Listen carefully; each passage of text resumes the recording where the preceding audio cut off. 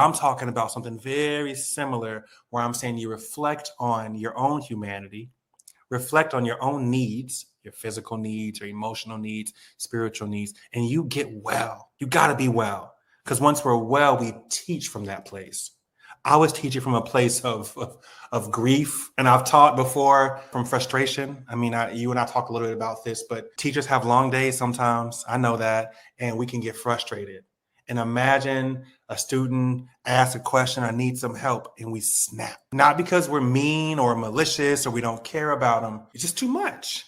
And we teach and engage from that place. And so we've got to be well if, in fact, we want to be good, and loving and caring. And I know you talk a lot about equity. And so equity, when I think about equity, I think about justice, liberation. That requires love, care, and joy and wellness. We can't do that from a place of anger, frustration, et cetera. And so it's just an imperative for me. And I'm saying to all humans who teach, we've got to make sure we are okay. We've got to model that wellness for students as well.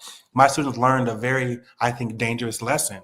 One is that work is the more important thing, and don't handle grief, don't handle emotions. And yet I'm talking to them about social emotional learning. And it's like, yo, you're not modeling it. You're telling us to check in with ourselves. Teachers talk about social emotional learning, but we just stuff our feelings down. We mask ours because people call that good teaching. I'm saying that's not good teaching.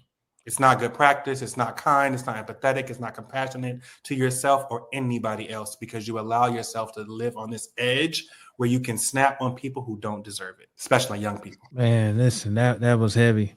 Thank you for sharing. Thank you for sharing that. I mean, just rehashing those memories, I know is a lot for you to deal with right now. So I appreciate you. It made me think of that phrase, how can you fill? That's How right. can you pour? How can you pour from an empty cup?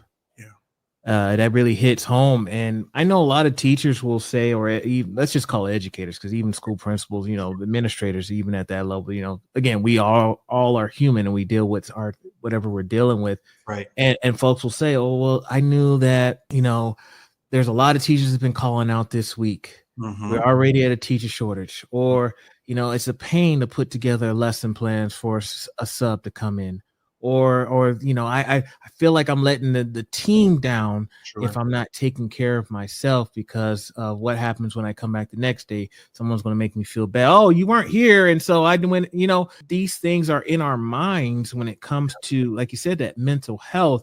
Yeah. How do we get past that?